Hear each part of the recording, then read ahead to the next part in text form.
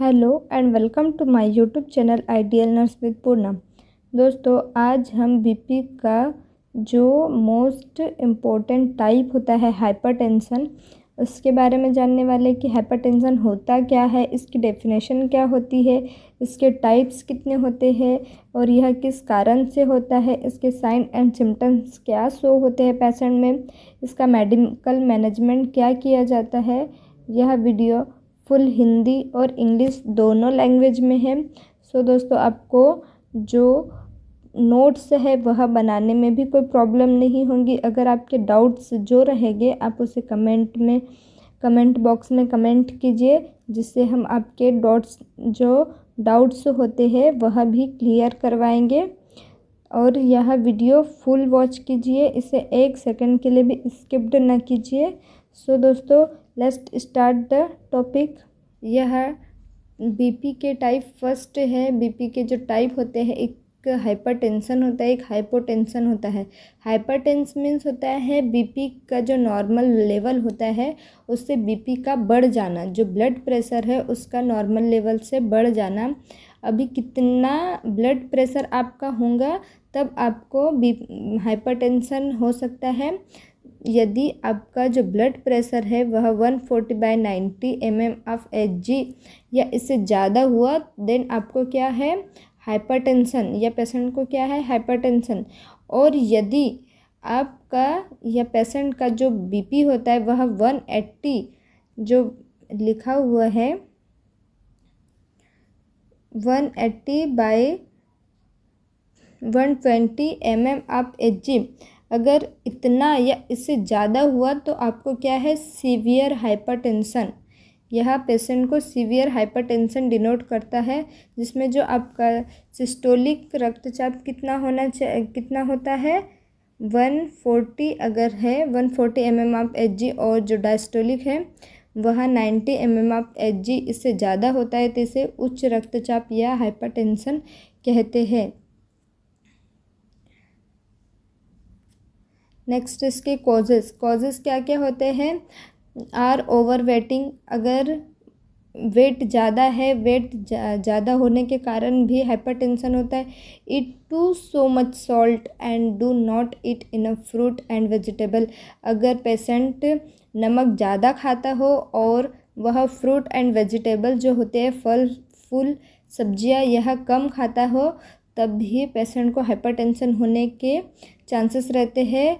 Do not enough exercise, वह exercise नहीं करता है तब भी होते। ड्रिंक टू मच अल्कोहल और कॉफ़ी और अदर कैफीन बेसिस ड्रिंकिंग, अगर जो पेशेंट है वह ड्रिंक करता हो, अल्कोहल का सेवन करता हो, कॉफ़ी पीता हो या कैफ़ीन का सेवन करता हो, तभी पेशेंट में हाइपरटेंशन होने के चांसेस रहते हैं। पेशेंट अगर स्मोक करता हो तब भी होता है। पेशेंट अगर ज़्यादा स्ट्रेस या तनाव में है तभी इसके कारण भी हाइपरटेंशन होता है। और अगर जो पेशेंट है उसका वेट जो रहता है, एज 65 से ज़्यादा है तब भी पेशेंट में हाइपरटेंशन होने के चांसेस होते हैं। Next, have a relative with high blood pressure, अगर पेशेंट का जो फैमिली बैकग्राउंड रहता है उसमें किसी को या जेनेटिक जो हाइपरटेंशन किसी को है तभी भी पेशेंट में यह होने की संभावना रहती है। Classification of hypertension and his type, यह हाइपरटेंशन का क्लासिफिकेशन किया गया है, जिसमें जो ब्लड प्रेशर है वह नॉर्मल ब्लड प्रेशर कितना होता है 120, एंड जो डायस्टोलिक होता है वह 80। इससे कम है तो नॉर्मल रहता है, इससे कम है तो हाइपोटेंशन कहलाएगा। और यह 120 से 129 और जो डायस्टोलिक होता है वह 80 रहेगा तब इसे एलिवेटेड कहते हैं।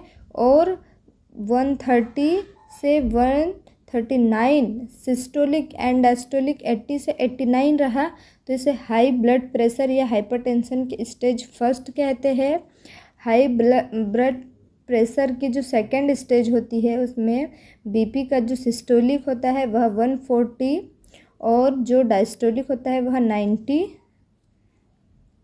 mm ऑफ Hg होता है। और हाइपरटेंसिव क्राइसिस यह बहुत ही रेयर कंडीशन में जिसमें डॉक्टर को इमीडिएटली कंसल्ट कराना होता है, तो वह कितना होता है 180 सिस्टोलिक होता है और डायस्टोलिक कितना होता है 120। अगर इतना हुआ है तो यह क्राइसिस में आ जाता है, हाइपरटेंसिव क्राइसिस। इसमें पेशेंट को इमीडिएटली कैसे करवाना है, कंसल्ट करवाना है, डॉक्टर से मिलाना है या उनका ट्रीटमेंट तुरंत ही करवाना होता है।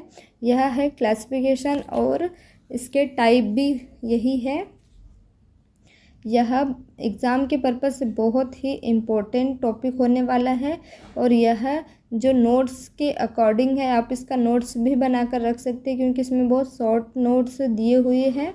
जिसमें नेक्स्ट है डायग्नोसिस। हम कैसे पता लगा सकते हैं कि पेशेंट को ब्लड प्रेशर है या हाइपरटेंशन है, जिसमें पेशेंट का क्या करना है, ब्लड टेस्ट करना है। ब्लड टेस्ट में क्या क्या करते हैं, ऑफ्टन डन चेक करते हैं किस किस का लेवल, पोटेशियम का लेवल, सोडियम का लेवल, क्रेटिनिन का लेवल, ब्लड ग्लूकोज का level and total cholesterol and triglyceride इसका लेवल चेक कर सकते हैं अमांग अदर। और इसमें अदर कंटेंट होता है, इनका भी हमें लेवल चेक करना होता है। सेकेंड में हम क्या करते हैं, यूरिन टेस्ट करते हैं, यूरिन एनालिसिस करते हैं। इसमें भी शुगर, पोटेशियम, सोडियम, क्रेटिनिन का एनालिसिस किया जाता है। स्क्रीनिंग टेस्ट होता है इसका। देन क्या होता है, ब्लड प्रेशर, डायग्नोसिस, यह सब किया जाता है। नेक्स्ट है मेडिकल मैनेजमेंट। इसमें फर्स्ट में जो दवाई होती है इसे एंजियोटेंसिव परिवर्तित एंजाइम अवरोधक या जो एंटी हाइपरटेंसिव मेडिसिन होती वह दी जाती है, जिसमें क्या करते हैं, जो पेशेंट के रक्त वाहिकाओं होते हैं उन्हें सिकुड़ने या कॉन्ट्रैक्ट होने से बचाता है, जिसके लिए एंजियोटेंसिव या परिवर्तित एंजाइम अवरोधक दवाई देते हैं।